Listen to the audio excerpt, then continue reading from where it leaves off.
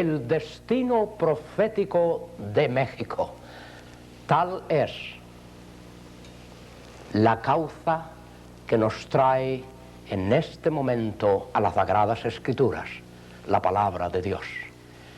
No pudiéramos en ninguna manera acudir a la sociología o alguna otra ciencia, porque se trata no del destino histórico solamente de México, se trata de algo mucho superior. Se trata del destino profético de México.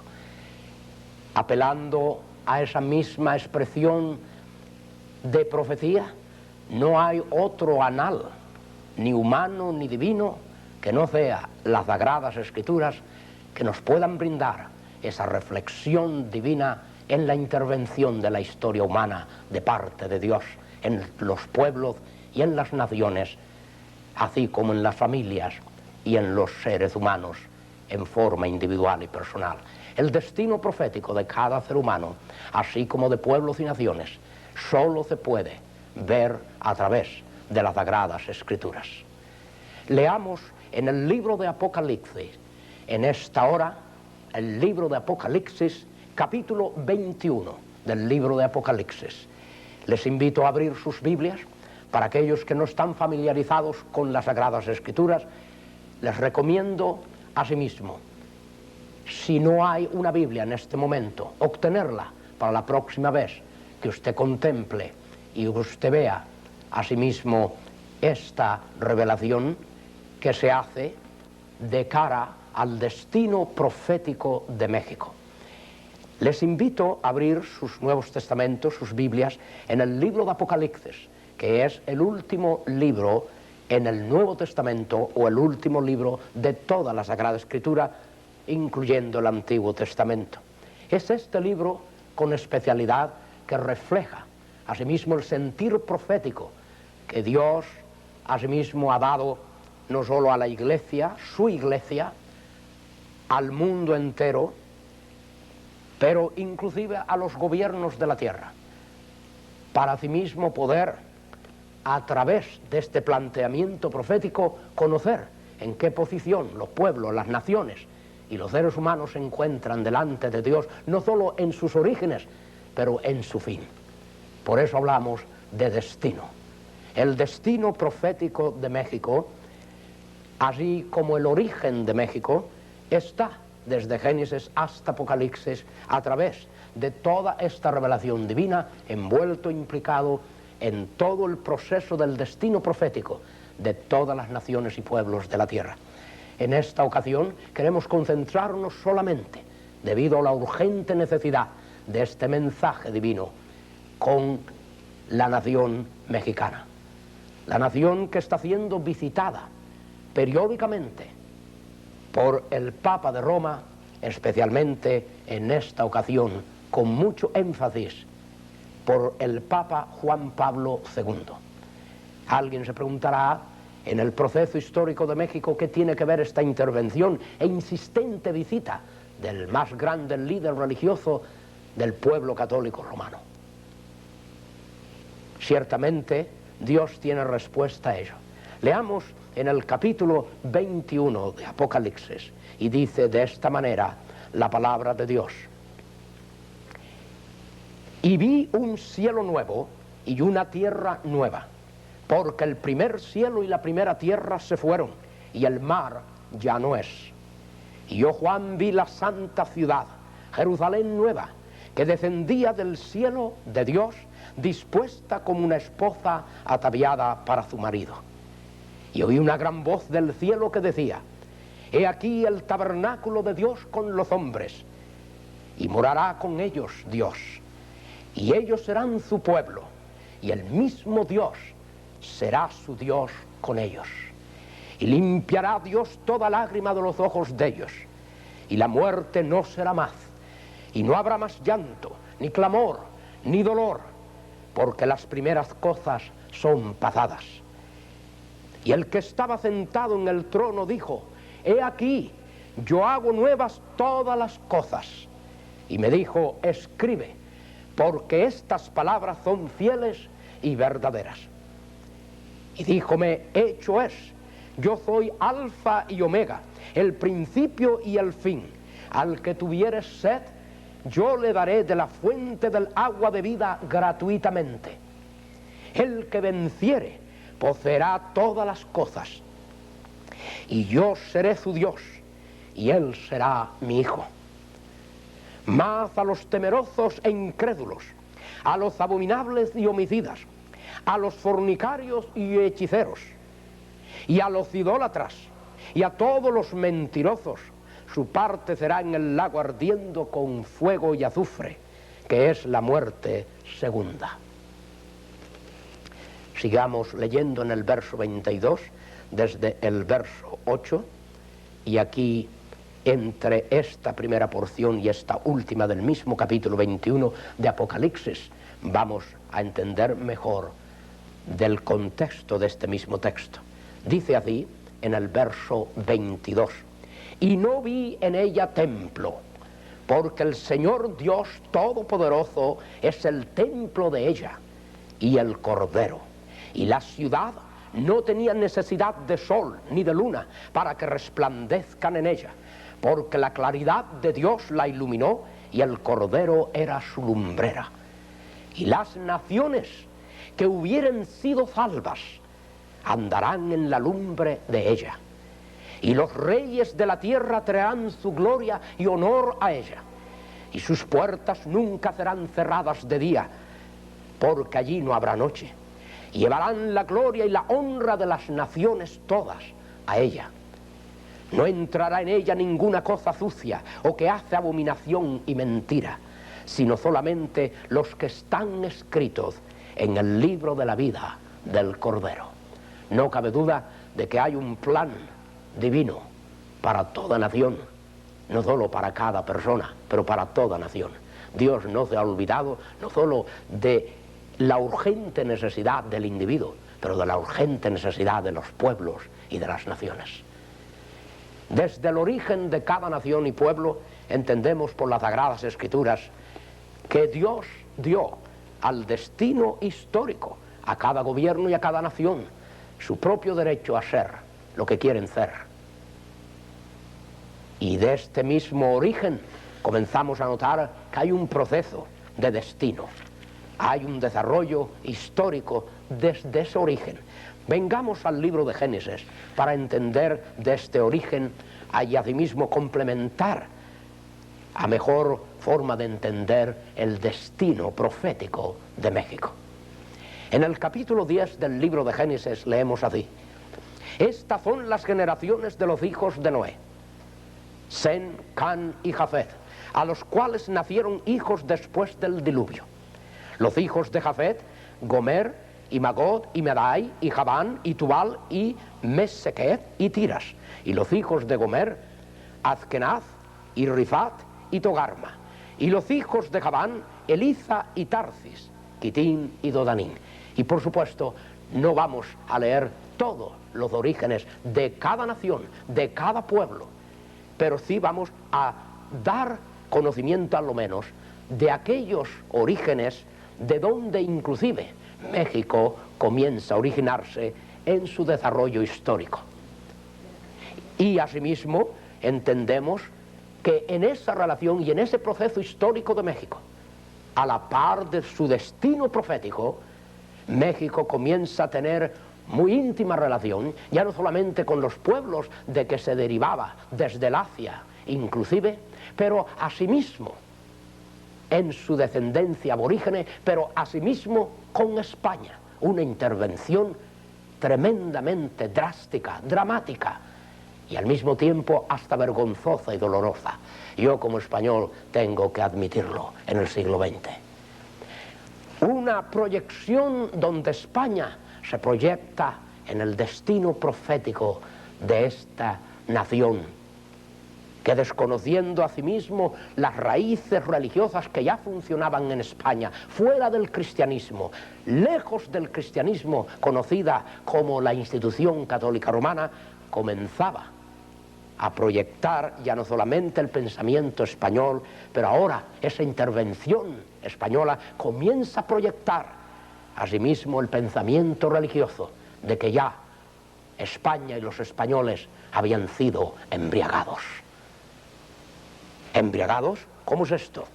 Leamos en Apocalipsis capítulo 17 y entendamos que en este mismo proceso, desde su origen, cada país, cada nación, comienza a sufrir el tremendo impacto de una embriaguez internacional. A nivel nacional, desastrosa, hasta en el día de hoy, para México. Capítulo 17 de Apocalipsis, dice así la palabra de Dios.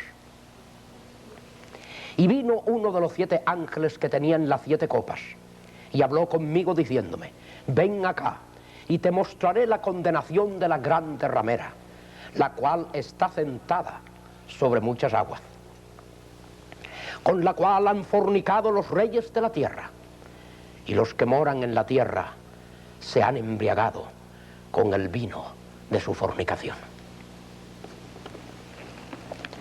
Cierto, embriaguez, y producto de un vino que, ajeno a todos los frutos de donde los vinos se extraen o se formulan, este es completamente diferente. Dice, el vino de su fornicación. En otras palabras, este es un acto donde se nos da a entender que este mismo fruto, que es la fornicación, o sea, el compromiso político-religioso, viene a ser el producto por mediante el cual los pueblos, las naciones, comienzan a ser embriagadas en su destino y proceso histórico para asimismo formular ese destino profético mediante la voluntad del Creador y el único Dios viviente. Se nos habla asimismo en esta Sagrada Escritura de este origen en el sentido de que acabamos de leer en el verso 4. Y los hijos de Gabán, Eliza y Tarsis.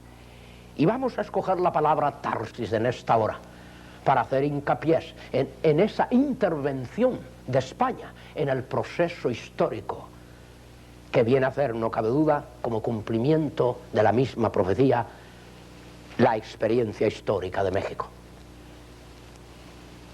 La misma historia es el cumplimiento profético. En otras palabras, no hay desarrollo profético y proceso profético de ninguna nación o pueblo o individuo siquiera donde la profecía divina no tenga implementación y cumplimiento. Son inseparables. La una depende de la otra. En otras palabras, todo el desarrollo humano histórico de todos los pueblos y naciones viene a complementar ese destino profético que Dios ya ha revelado, ha determinado para cada nación, para cada país. En su determinación divina, Dios quiere la bendición de los pueblos, no la maldición de ellos. Es muy claro y patente en toda la Sagrada Escritura que desde el individuo a la más pequeña o grande nación, a cualquier sociedad humana, Dios siempre en su revelación del destino profético de ellos ha puesto como prioridad el bienestar, la sanidad, la felicidad, la paz y asimismo no solo el bienestar espiritual, pero económico, político, social, educacional de todas las naciones y pueblos. Fue mediante este programa que asimismo el mundo comenzó a ocupar, el mundo así habitado comenzó a expandirse y desde España, que aquí conocemos como Tarsis, comienza a haber ya expansión más allá del continente de donde asimismo el capítulo 10 de Génesis enumera que comenzaron los pueblos y las naciones a comer de ese primer fruto. El fruto de la fornicación, el vino de la fornicación. Cómo esto comenzara está muy en relación con los acontecimientos inclusive proféticos de Irak en estos días, en los últimos eventos vistos entre la guerra de Irak y Kuwait en el Medio Oriente.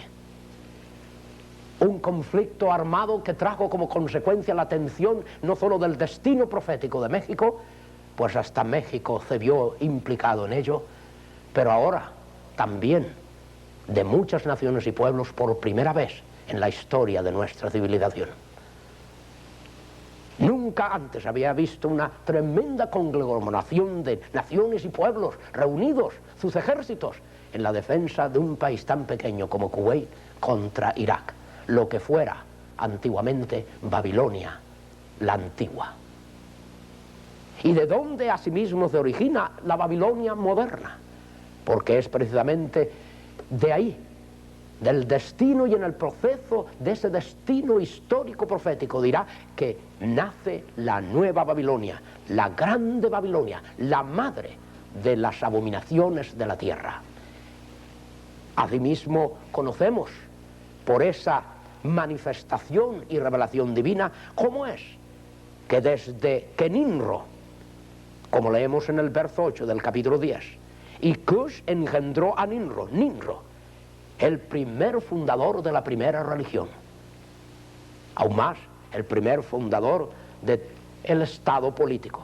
No fue coincidencia de esta combinación político-religiosa, porque más tarde, en el mismo proceso del desarrollo histórico de México, a fin de que la profecía divina se implementara, se iba a ver que esta embriaguez iba también a invadir a México muy pronto, bajo la nueva Babilonia. Babilonia la grande, la madre de las rameras y abominaciones de la tierra. Esta ya no es Irak, quien fuera Babilonia la antigua, esto es ahora el Vaticano. Para poder entender mejor de este proceso profético en el destino profético de México, vamos a hacerlo muy claro en profecía en el capítulo 17 del libro de Apocalipsis. Como vemos desde el origen de las naciones que Nimrod comienza a ser el elemento especial en esta combinación de dos poderes, político y religioso, para implementarlo a través de las demás naciones, incluyendo España, como es el nombre dado a España en aquel tiempo de Tarsis. Vemos asimismo que en esta implicación desde España a México, hace 500 años, esta proyección de esta embriaguez comienza a tener lugar, como nunca lo había experimentado los aborígenes de la tierra mexicana.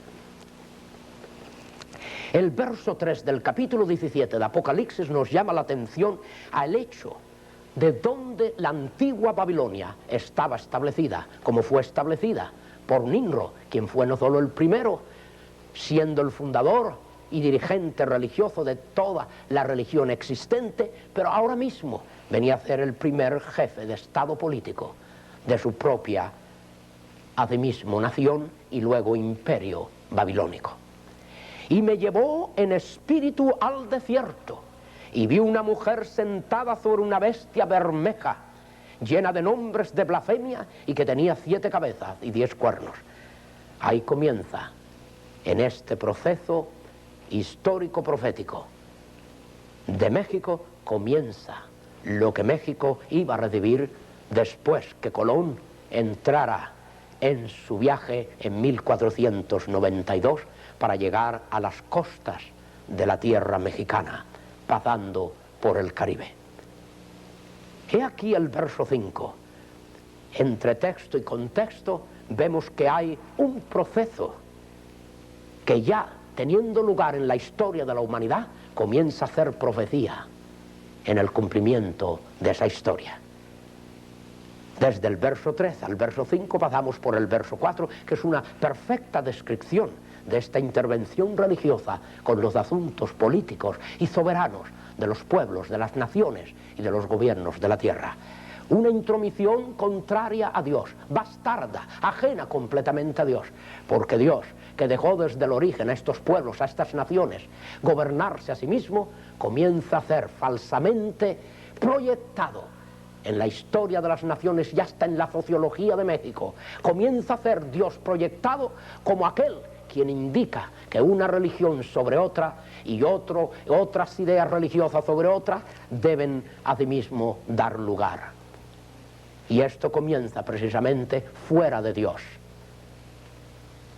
Dice en este verso, y en su frente un nombre escrito, misterio, Babilonia la grande, la madre de las fornicaciones y de las abominaciones de la tierra. Ciertamente es un misterio, porque hay aquí un proceso desde el verso 5, desde el verso 3 al verso 5, donde se nos da a conocer, se nos da a entender que esta embriaguez, resultado del vino de la fornicación de esta grande ramera, con cuyos reyes de la tierra había fornicado, esta embriaguez comienza a expandirse a medida que este intento se expande fuera de los límites y fronteras de Babilonia la antigua.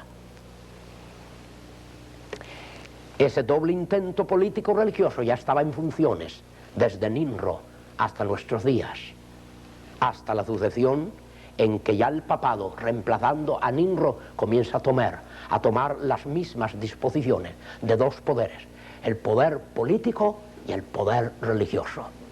Los dos pedestales mediante los cuales todo el sistema católico romano se basa, se ejerce, se practica, se enseña y asimismo se enforza a través de las naciones y pueblos.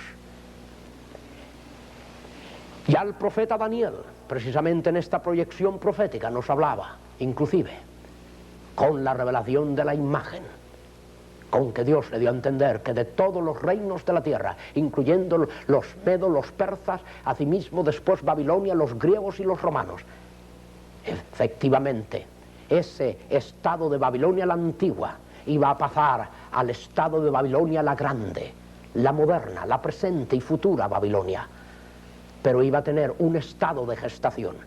Así como había nacido allá en Irak, esta Babilonia iba a tener ahora mismo, a fin de que este misterio se cumpliera en cada nación y pueblo, incluyendo a México. Babilonia entra en su estado de gestación, la antigua en el verso 5. Por eso llega a ser un misterio, para tener nacimiento, precisamente, o renacimiento en el Vaticano, en la ciudad de Roma. Por eso vemos esta relación tan intrínseca y tan paralela entre el imperio romano, ya no solamente el imperio babilónico, pero el imperio romano y el papado. Llegando a este renacimiento, vemos que desde el verso 5, a donde vemos en el verso 9, donde la nueva Babilonia ejerce sus funciones, donde ejerce su gobierno, donde ejerce su tiranía, donde ejerce su poder despótico, político, religioso, comienza a darse a conocer como alguien diferente, no en el sentido de este símbolo profético, pero en el sentido de lo que históricamente llegó a ser. Mientras que Babilonia se conoció como un imperio político, con su propia religión, asimismo el Vaticano se conoció como un imperio religioso, con su propia política. El verso 9 dice, y aquí hay mente que tiene sabiduría. Las 7 cabezas son 7 montes sobre los cuales se asienta la mujer. Si ustedes notaron, desde el verso 3 al 9 ha habido este proceso de gestación, ha habido una metamorfosis, ha habido un cambio que no solamente vino a ser histórico, pero eminentemente profético. En cuanto a la Babilonia antigua, llegando al verso 5, en ese proceso de gestación, para renacer en el verso 9, ya no en el desierto, ya no en Irak, lo que era en gran parte, Babilonia la antigua. Y ahora se habla no de desierto, donde la mujer se sienta, tampoco se habla de bestia, el poder político que llevaba a Babilonia. Se habla ahora precisamente de una mujer que está sentada sobre 7 montes. Dice, las 7 cabezas son 7 montes sobre los cuales se asienta la mujer.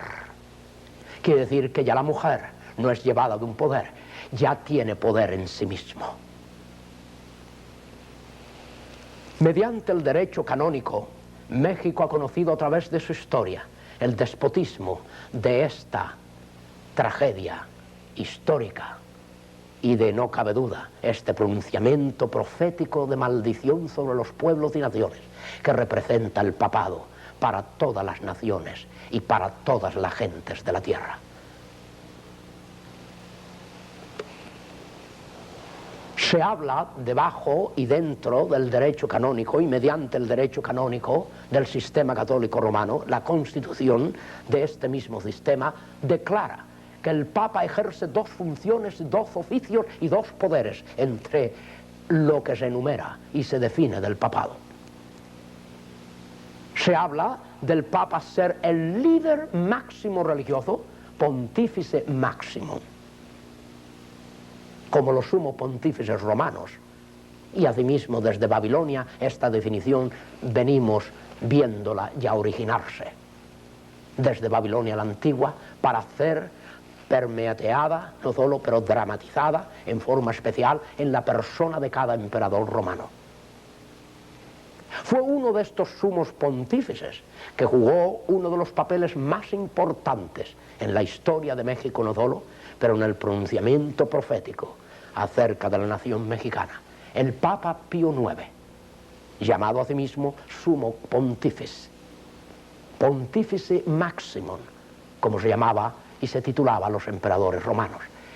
Tenemos ahí frente a ustedes, ahora mismo, en esta pantalla, estas dos fotos del Papa, precisamente el Papa Pío IX, donde ustedes van a ver una a colores aquí, y asimismo hemos podido tomar de manuscritos muy antiguos, ya de más de 100 años, hemos podido tomar una muy original, muy literal, del Papa Pío IX, donde se puede leer, aunque con dificultad, se puede leer su título debajo de su foto: Pontífice Máximo.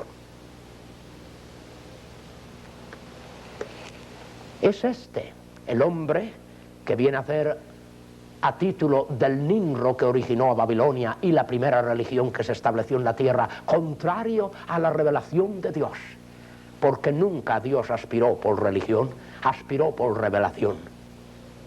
Revelación al hombre, revelación que viniera a hacer luz de los pueblos y de las naciones.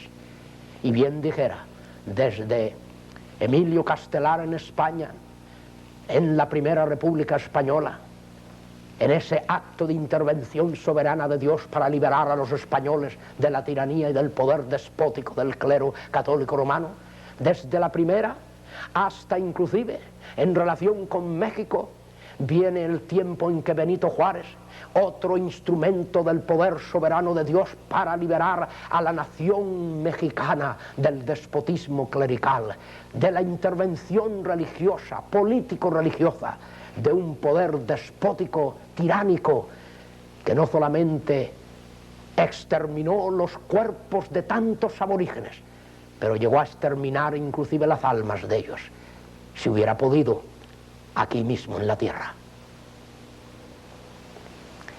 Frente a estas proyecciones nos encontramos que la dualidad de poderes de ese hombre llamado Sumos Pontífices, incluyendo el de nuestros días, Juan Pablo II, incluye, aparte de ser líder religioso, incluye el ser líder político, jefe político de su nación, de su estado, de su imperio. Y por supuesto, ya aquí no se habla de una nación, ya aquí no se habla de un pueblo, ahora se habla de naciones, se habla de pueblo, se habla de continente, se habla del mundo. En otras palabras, una dictadura universal, absoluta, bajo el pretexto de religión, pero con ambiciones extremadamente políticas. He aquí hay mente que tiene sabiduría. Las 7 cabezas son 7 montes sobre los cuales se asienta la mujer. Geográficamente, en la misma topografía de cada nación, No puede haber una topografía tan igual y tan similar como la topografía de Italia, donde en la misma ciudad de Roma, donde el Vaticano se sienta en este mismo momento, hasta sus mismos edificios, se encuentra establecida en 7 montañas, 7 montes que tienen hasta sus nombres peculiares en la raíz latina, con definiciones trascendentales, no solo históricas, pero definiciones muy proféticas, de acuerdo a estas mismas profecías. No hay otra topografía en el mundo. No existe en el desierto en Irak 7 montes. Jamás. Pero ni siquiera en México. 7 montes que pudieran coordinar a tanta perfección, no solo bajo la definición de sus nombres con cada monte, pero al mismo tiempo de la posición que ocupan hasta ciertos edificios en el Vaticano, donde incluyendo el segundo monte lo ocupa el Colegio Norteamericano Jesuita, así como las laderas del primer monte, la basílica llamada de Pedro.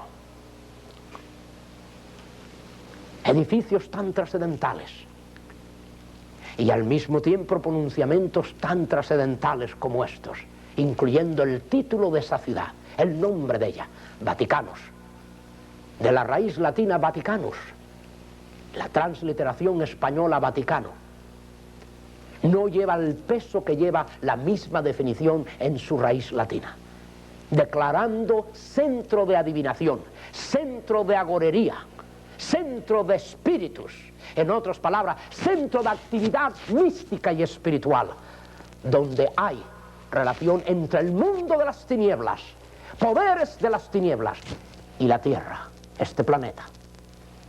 Pero es impresionante, es dramático no solo, y es histórico y es geográfico, pero es muy profético que Dios ha hablado en esa dirección, sabiendo que es el Vaticano el centro no solo de operaciones conspirativas contra la política de los pueblos de las naciones, contra la economía de ellos, contra inclusive la educación de ellos, contra la moral de ellos, pero algo más. Está asimismo, ahora mismo, determinando esta idea, está determinando algo más, está determinando esa imposición universal religiosa inclusive, contra la conciencia y la profesión religiosa de todos los demás. Aún lo que es más grave y más serio, contra el mismo Evangelio de Jesucristo se pronuncia la religión católica.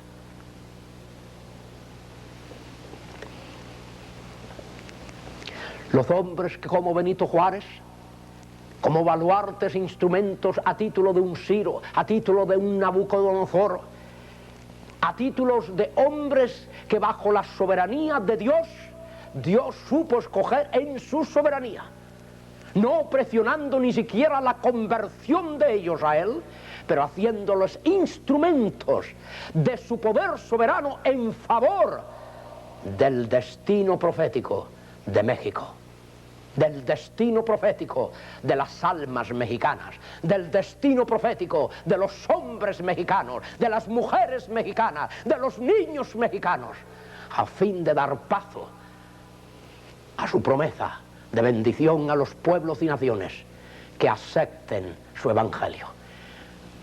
Jesucristo a sus mismos apóstoles dijo: id por todo el mundo y predicad el evangelio a toda criatura. Por todas las naciones, dice, por todos los pueblos, id y predicad el evangelio. Jamás ordenó Cristo a sus apóstoles ir por todo el mundo y hacer uso de la religión para implementar vuestras ideas políticas o mis ideas políticas. No, al contrario, Jesús se antepuso a eso antes de dar esta gran comisión para la predicación del evangelio a cada criatura, a cada ser humano, sin discriminación alguna en el mundo, e incluyendo a los aborígenes de la tierra mexicana. Al César lo que es de César y a Dios lo que es de Dios. Frente a esta declaración, los apóstoles pudieron entender bien de parte de Jesucristo mismo que no intervención política pudiera ni Cristo, ni ellos como apóstoles, ni la Iglesia como cuerpo de Jesucristo, cuya cabeza es el mismo Cristo y no hombre, no apóstol, pudieron entender que fuera de todo el despotismo humano no era Jesús el instrumento para aprovecharlo, no eran sus apóstoles tampoco. De ahí que de antemano se adelanta a esta creación ficticia de aquellos que bajo religión, con el pretexto político, por 1600 años después del emperador Constantino, bajo el nombre de la fe católica, se han levantado no solo en contra de las conciencias de las naciones, no solo en contra del destino histórico de ellas, no solo se han pronunciado en contra del destino profético de ellas, pero hasta contra el Evangelio de Cristo, contra Jesucristo mismo. Ciertamente que en el huerto de Getsemaní Jesús lo hizo todavía más dramático, cuando permitiendo a Pedro hacer uso de su espada, para hacerlo más dramático, permite a Pedro tomar espada, permite a Pedro hacer uso de los dineros, con los dineros recaudados por los apóstoles, para obteniendo espada, salir y probar sus ánimos no solo, pero la inteligencia de ellos y más que nada la fe de ellos en el Hijo de Dios.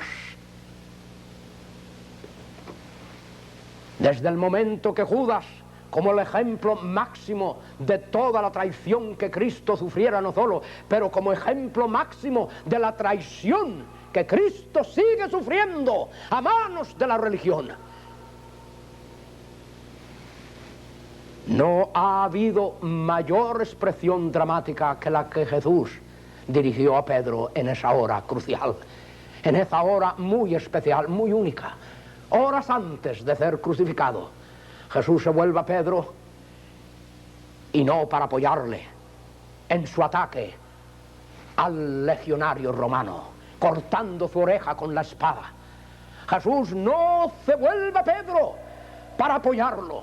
Jesús no se vuelve a Pedro para premiarlo, para condecorarlo por la defensa de la fe. Al contrario, Jesús se vuelve a Pedro para juzgarlo públicamente, para interceptar sus intenciones de mezclar su mensaje, su revelación con los destinos históricos, políticos, que vienen no menos a ser proféticos de los pueblos, de las naciones y de los gobiernos de la tierra.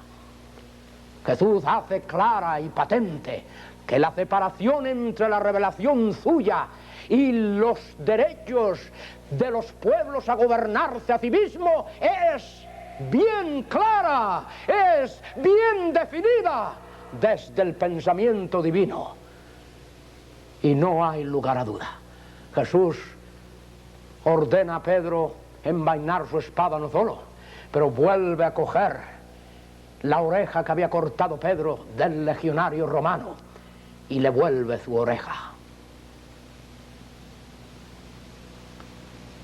¿Cuántas orejas, cuántos brazos, cuántas piernas, cuántos ojos, cuántas cabezas, cuántos cuerpos, cuántas vidas tendría que restituir los papas de Roma si fueran a creer no solo el Evangelio de Cristo, pero si fueran a creer la acción justa, divina de Jesucristo frente a la separación de Estado político e Iglesia de Cristo.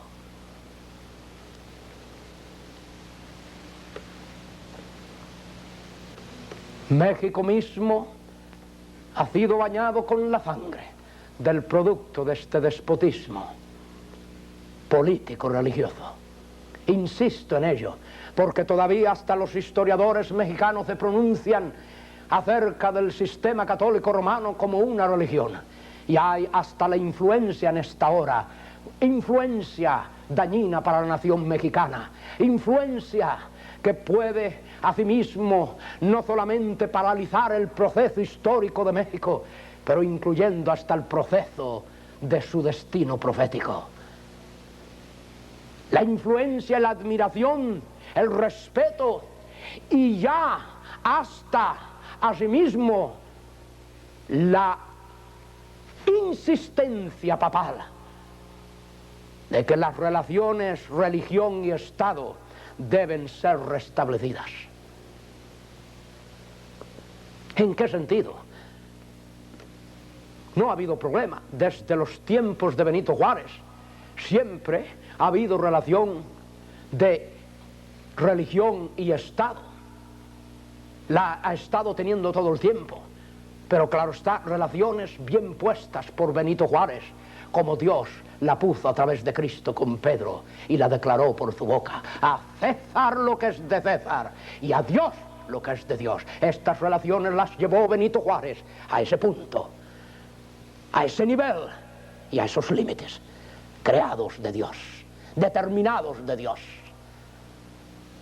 Como Dios soberano, en esta intervención mexicana, Dios se dejó sentir en la historia de México para hacer notar que su proceso profético se estaba gestando y se sigue gestando siempre y cuando México, la nación mexicana, los gobiernos de México, los hombres de Dios en México, la Iglesia de Cristo en México y los cristianos mexicanos se conserven bajo el mismo edicto de Cristo y no de tradición religiosa alguna.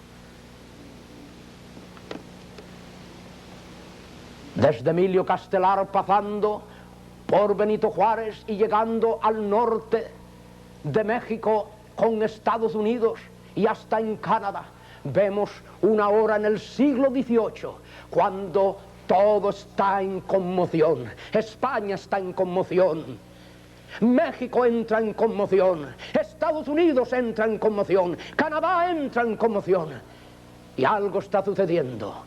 México, en el concierto de las naciones hispanas, es la única nación hispana que comienza a sentir ese impacto de la manifestación y proyección de su destino profético, al Dios levantar por su poder, por su sabiduría y por su gracia hacia el pueblo mexicano, al héroe que es y no solo fue Benito Juárez.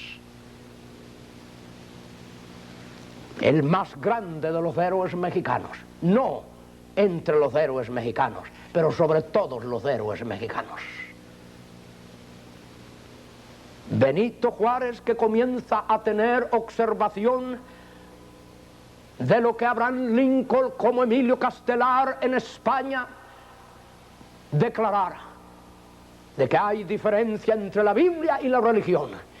Y estas diferencias comienzan a ser observadas por estos hombres que, impactados de la soberanía divina, comienzan a ver más allá de lo que nuestra vista puede ver, a entender más allá de lo que la razón puede darnos a entender, a través de su observación y de sus observaciones mediante las Sagradas Escrituras.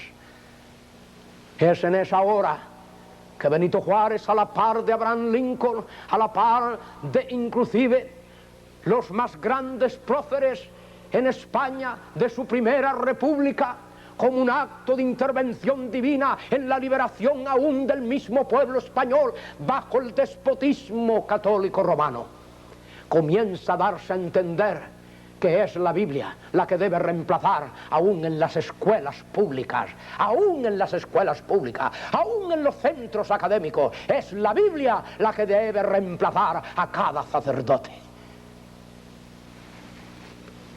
Y en formas diferentes y en expresiones sin igual, estas expresiones se encuentran en sus discursos, haciendo apelación de que ellos no son ateos, haciendo apelación de que yo no soy tampoco ateo, como se le acusaba a Benito Juárez, de ateo, y asimismo de masón, y asimismo de liberal, anticatólico.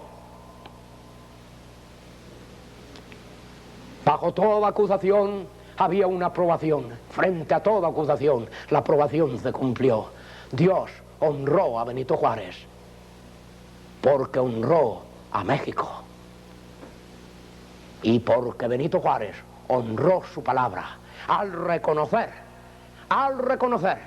que el despotismo político-religioso del clero católico romano nada tiene que ver con Dios, con Cristo, ni con el Espíritu Santo, ni con la palabra de Dios, cuyo autor vino a ser el mismo Espíritu Santo, usando los escritores sagrados que fueron usados para traer esta revelación a los pueblos, a las naciones y a los gobiernos de la tierra. Bien se escribió después del Decálogo, como base fundamental de la jurisprudencia internacional, bien se escribió que como decreto de Dios, Dios establece dos pactos. Un pacto de maldición y un pacto de bendición para todos los pueblos, para todas las naciones, para todas las familias, para todos los hombres, para todas las mujeres. Dice aquí: te bendeciré en la tierra, te bendeciré en el campo, te bendeciré en la caza, en la familia, en el trabajo, donde quiera que entrares o salieres, te bendeciré. Si tú practicares estos mis mandamientos, los observares y los guardares. Pero he aquí, dice en su segundo pacto: traeré maldición sobre las tierras, traeré maldición sobre los ganados, traeré maldición sobre los pueblos, sobre las familias, sobre los trabajos, sobre las ciudades. Traeré maldición donde quiera que entrares o salieres. Cuando estos mis mandamientos fueren quebrantados, cuando estos mis mandamientos fueren pervertidos, cuando estos mis mandamientos fueren tenidos en poco, traeré maldición. Y bajo esa elección divina, y bajo esa determinación de elección humana inclusive, Dios declara su plan para los pueblos, para las naciones, para las familias de toda la tierra.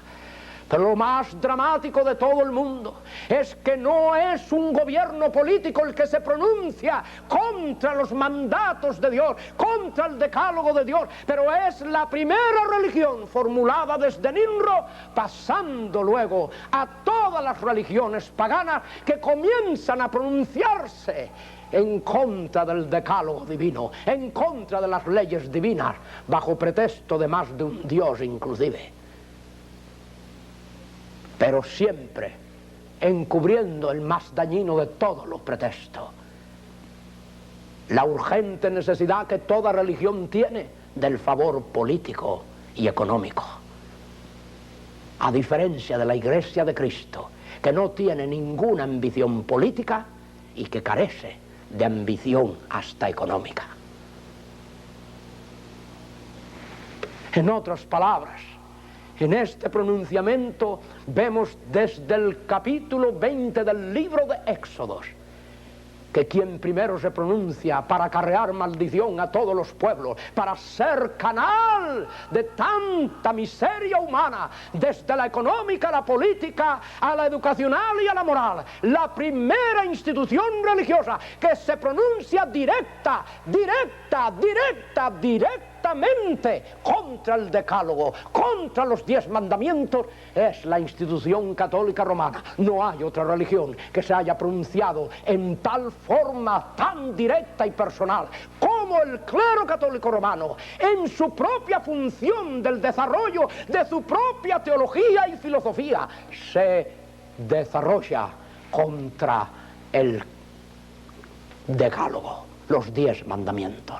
Venga conmigo en esta hora al libro de Éxodo, capítulo 20 de este libro, y veamos cómo en este proceso histórico que viene a ser el proceso profético de México y de la nación mexicana, esta misma declaración teológica, filosófica del catolicismo romano comienza a herir la sensibilidad divina. Veamos aquí en el capítulo 20 de Éxodo lo que dice el Señor Dios Todopoderoso.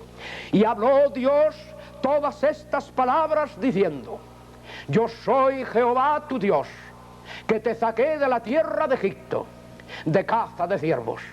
No tendrás dioses ajenos delante de mí. No te harás imagen ni ninguna semejanza de cosa que esté arriba en el cielo, ni abajo en la tierra, ni en las aguas debajo de la tierra. No te inclinarás a ellas, ni las honrarás, porque yo soy el Señor tu Dios, fuerte, celoso, que visito la maldad de los padres sobre los hijos, sobre los terceros y sobre los cuartos, a los que me aborrecen, y que hago misericordia en millares, a los que me aman y guardan mis mandamientos. Acabo de leer 2 de los 10 mandamientos, el primero y el segundo, pero ahora usted note la gran inferencia y la gran conspiración que tuvo lugar en los siglos pasados mediante solo una religión, el catolicismo romano, contra la palabra de Dios desde el Decálogo. En examinando el catecismo menor y al examinar el catecismo mayor, encontramos dramáticamente, como fuera la experiencia personal mía como sacerdote jesuita, inclusive cuál fuera mi propia sorpresa como sacerdote jesuita al hacer examen de, en la Biblia católica, el capítulo 20 del libro de Éxodo y el catecismo mayor, no solo, pero el catecismo menor. Al hacer examen de los 10 mandamientos, aún por la Biblia católica, no hablo de la Biblia protestante, hablo de la Biblia católica, la Biblia más pervertida de todas las Biblias, porque hay otras Biblias pervertidas como las más modernas, sin embargo, de acuerdo a las traducciones más originales, ahora mismo sabemos que tenemos la Biblia en su estado de cabalidad y perfección divina, a pesar de las perversiones. Siendo esta Biblia no solo la más pervertida, de acuerdo a las interpretaciones privadas de los llamados padres de la Iglesia, los primeros que cometieron ese error, los primeros que quebrantaron la palabra de Dios, como indoctos, no doctos, fueron totalmente indoctos. Cuando se profesaron ser sabios, fueron los más ignorantes de todos los hombres, de todos los filósofos y teólogos de su tiempo y de este tiempo. Por eso dice la Escritura, a como el Espíritu Santo revela al apóstol Pedro, que los indoctos inconstantes tuercen las sagradas Escrituras para perdición de sí mismos. Evidencia es que ni un solo de los llamados padres de la Iglesia pudo ser salvo mediante la gracia a través de la fe, de acuerdo a Efesios capítulo 2, verso 8, 9 y 10. Comenzando con Ignacio de Antioquía el primero, que trajo a colación contra el nombre de cristiano la palabra católico, ya desde el siglo I. Como ilustración sirva esta pausa para indicar al mismo tiempo que fueron estos los que pavimentaron, todos ellos, desde Ignacio de Antioquía, pasando por Irineo, llegando hasta Orígenes, siguiendo inclusive con Tomás de Aquino, Francisco de Asís, a Ignacio de Loyola, escuchen bien, hasta el Concilio de Trento, pasando por todos los que no pudiéramos enumerar uno por uno. Sin embargo, Dios había pronunciado diferente. Todos ellos aprobaron hasta de esta perversión del Evangelio, hasta de esta perversión del Decálogo. Se sigue aprobando en el siglo XX. Noten lo que dice el segundo mandamiento, verso 4 del capítulo 20 del libro de Éxodo. No te harás imagen. En otras palabras, Dios se pronuncia contra la fabricación de imágenes, no importa la clase que sean. No hay mayor maldición que una nación pueda recibir que estar bajo idolatría. Ejemplo de ello es la India, un país riquísimo, un país con tremendos recursos naturales que pudiera ser uno de los países más ricos en esta hora de la tierra. Pero la idolatría y el paganismo de la India les está dando miseria continua. La misma idolatría, la misma superstición religiosa, como la misma superstición religiosa de la religión católica, que en 1600 años, después de establecerse por 1600 años, desde España hasta América, comenzando con México, todavía siguen estos pueblos, siguen estas naciones desde España hasta México, incluyendo en el proceso histórico de la economía mexicana, sigue la economía mexicana sintiendo el impacto económico de la miseria que trajo hace 500 años el catolicismo romano a sus costas. Ya no es solo la miseria espiritual, ya no es solo la perversión del Evangelio, pero como consecuencia de ello, contrario al decreto de Cristo, contrario a la gran comisión, y por todo el mundo y predicado el Evangelio, los monjes, el clero católico romano, llegan a las costas de México para traer no el Evangelio, pero la más grande perversión que del Evangelio de Jesucristo la humanidad haya jamás conocido. Como esa misma perversión viniera siendo exportada desde España por medio de españoles, mis propios antepasados, de los cuales me conduelo y me entristezco. No fue el Evangelio que trajo ni un solo monje, incluyendo los más venerados y honrados, entre ellos Hidalgo, Fray Junípero Serra y otros más, para no mencionarlos a todos. Pero desde Junípero Serra hasta Hidalgo jamás hubo vestigio de que ellos mismos conocieran no solo el Evangelio, pero mucho menos creyeran al Evangelio de Jesucristo. La prueba y evidencia está en todo documento histórico, en los anales de la historia de México. El Vaticano manipulando hasta Hidalgo, como manipuló a todo fraile, a todo sacerdote, a toda monja, a todo monje, hasta bajo dispensa para causar excomunión. Escuche bien esto. Los españoles salían. ¿Y qué independencia y libertad iba a lograr México solo con la salida de los españoles? Cuando ahora lo peor quedaba en México, y era el clero católico romano. Fuera español o mexicano, era clero romano.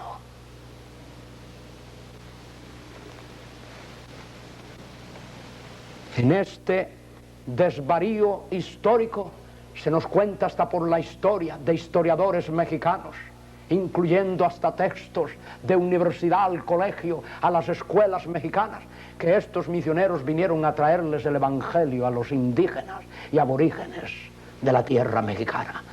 Cuánta mentira, cuánta falsedad y cuánto engaño.